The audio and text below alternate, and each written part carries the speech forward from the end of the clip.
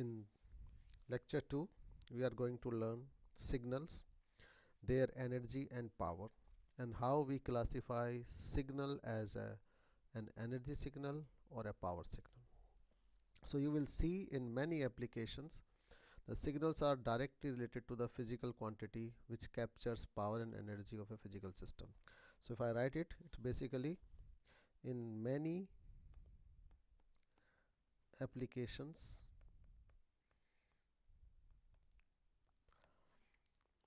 the signals are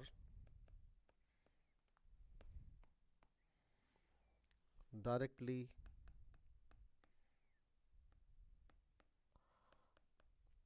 proportional to,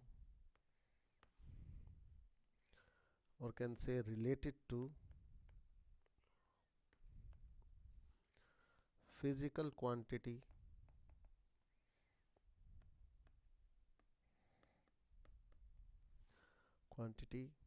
which captures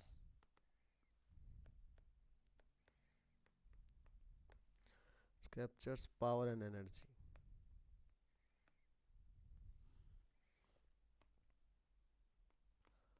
Energy of a physical system.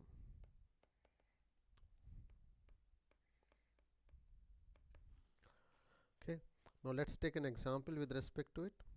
Let's take an example of a case of a let's take an example of a resistance.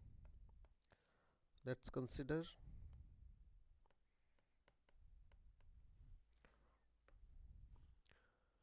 a case of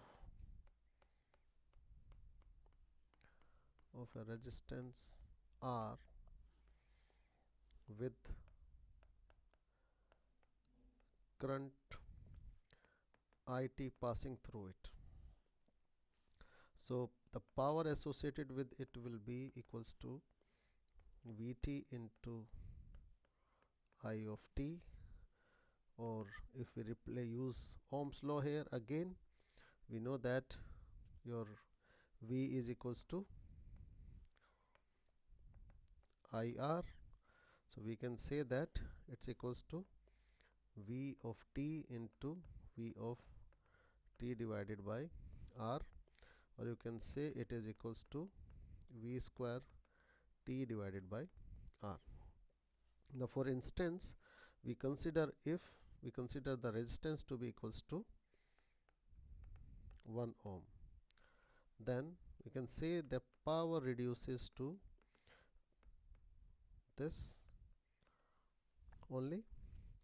And for instance, if I just say my voltage Vt is equals to x of t, which is a continuous time signal, then if we need to find the total energy in a particular time interval, so suppose we need to find total energy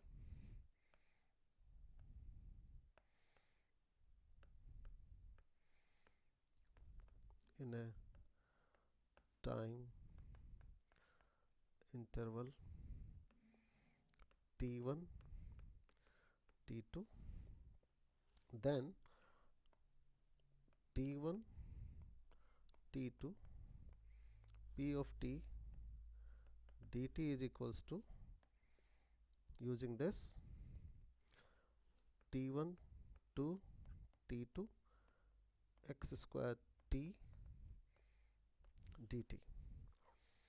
Okay, and if we need to find the average power, what is average power? It's basically the time difference by which you are integrating here. So average power then will be equals to 1 divided by t2 minus t1 to t2 x of dt. Now this can be written in a better way like this, because it's a square, we can write it as mod of x of t. We will learn it in the later videos or the lectures, that why we are using it. It's basically mostly used with respect to the signals which are on the negative side, or the complex signals. So we can write this as equals to 1 upon T2 minus T1. This is average power T1 to T2 mod dt square. This is basically the formula for your power. If I have to mention only energy, so energy is always equals to, you know what is the relation between energy and power. So power is equals to energy divided by T. So energy will be equals to T1 to T2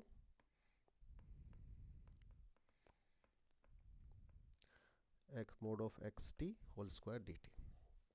Now changing it directly to your discrete domain, if I have to write the energy of a discrete domain, or can say discrete time signals, which we studied in the lecture 1. So energy of a discrete time signal will be equals to summation n equals to n1 to n2 mod of x of n square. Remember, we have to use a discrete time signal. The difference between continuous time signal and discrete time signal needs to be more clear to you here, that in continuous time signal we add anything with the help of, if we are doing any addition, time signals uses integration for addition. Or if you want to add up something, if there is a part of which you are subtracting also, that can be also used. When I'm using the word addition, it includes both of them. While in discrete time signal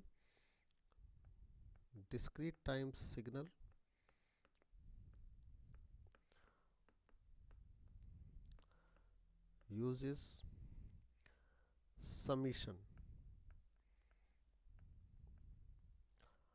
for addition or subtraction, whatever it is.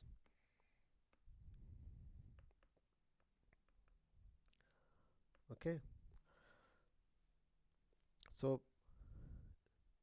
it works, this work on a complete range from one point to another, and this works with different discrete time or any other variable which we are working on, but it will be working on discrete values or discrete time with respect to when we are talking about signals.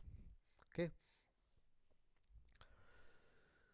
when we basically study signal system and signal processing, you will see in the later videos of the lectures, we will examine power and energy of signals over a large interval of time.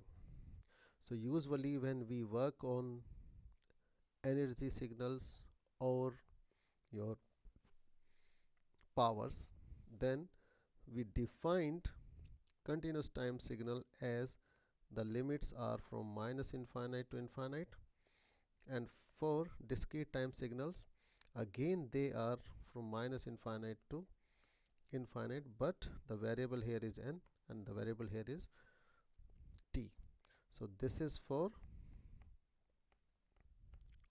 continuous time signals and this is for discrete time signals. Okay, which basically results in changing our these two, or maybe the power also, in a form that's basically your energy is equals to or equivalent to, you can say, limit I just using capital T now, minus T to T, just to make you familiar that changing these are dummy variables. You can use small t, capital T. The main thing is the range must be same, or more accurately it is equals to minus infinite to infinite dt. And this further change in discrete time domain. So this is for continuous, and for discrete this will change to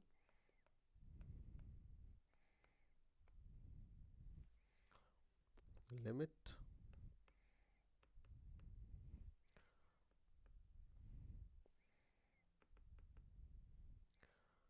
to n square, or more accurately again we can write it equals to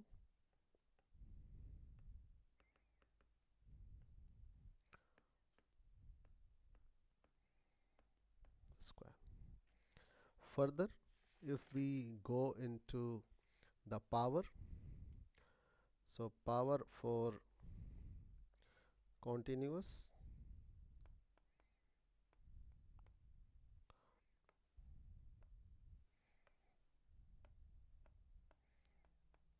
power in continuous time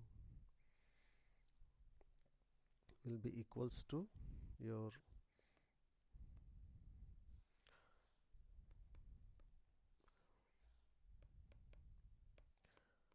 t tends to infinite 1 upon 2t, 1 divided by 2t.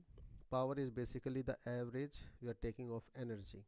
So the time interval was from minus t to t, so that's why it will be divided by 2t, and minus t to capital T. Remember here you are not going to use minus infinite here directly in the integration, because you are going to put the limits. You are going to use the signals in time form first, and then you are going to apply limits here. In a similar way, for discrete power in discrete time will be p infinite will be equals to limit n tends to infinite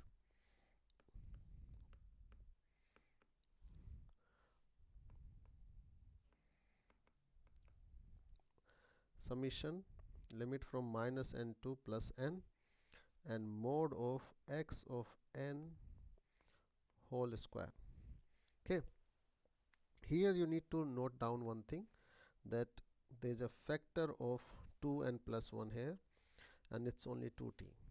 In this continuous time domain, it's a limit from minus t to t, while in discrete time domain, let me explain you with the help of signal. So suppose n is here, and the signals, we are going to plot too many of these signals later. Let's say this, some values are there, maybe decreasing or increasing. So it's minus 1, this is 0 and 1. So when we, let's say I have a continuous time signal of same form, and I'm integrating it from minus 1 to 1. So in continuous time domain, we will just integrate it from this value, means we will write from minus 1 to 1. So it's including this 2t term here. So it's basically from minus t to t. But in the case of discrete time domain, we are using the points, or discrete time we are only using. So how many points we need to use? From minus 1 to 1, remember. So summation will be from minus 1 to 1. What that means is that you start from -1. Let's say n is here. So what you will put, first of all you will put value of n equals to -1. You will add it with, and then you will increase it by one value. You will put 0 because next value is 0, and then you will put 1. I'm just taking the example with respect to this value here. Okay, let's say it's here 2 3 4. So if this is the case, this is the first case, we are putting directly by the value here. You are putting the variable directly here, and then you will add. So you are basically using 3 discrete time points. In a similar way, if you are taking this example, and then let's say the function is 2 3 4, we are using from -1 to 1. So you will check at -1 what is the value, means you will put, again you are doing from -1 to 1, and you are adding whatever the value of the variable is. Or let's say I define it as x of n. So x of n, that means you will write x of -1 plus x of 0 and plus x of 1, which means the value of function at x equals to -1, at 0 and 1, so which is 2 plus 3 plus 4. So basically in discrete time domain we include 0 if it's going from negative side to the positive side, of if we are working on the both sides of the axis, then it will include 0. That's why we use this term +1. In the next lecture, no, sorry for that, we need to define certain things. Now, finite energy. If your energy is between 0 to infinite, then it's an energy signal and power will be equals to 0. So if energy is between 0 and infinite, the signal will be, you calculated the energy, it will be an energy signal. Now if you have a signal which power came out to be in this form, then it will be a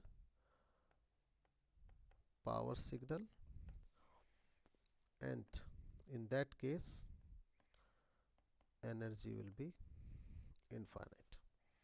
Okay, so if you calculate it with the help of formulas and your energy came out to be some finite number, then it's an energy signal and automatically the power will become 0. If you find out your energy is coming out to be infinite and you calculate the power to be finite, then it's a power signal. And there might be a case that the signal is neither a power nor an energy signal.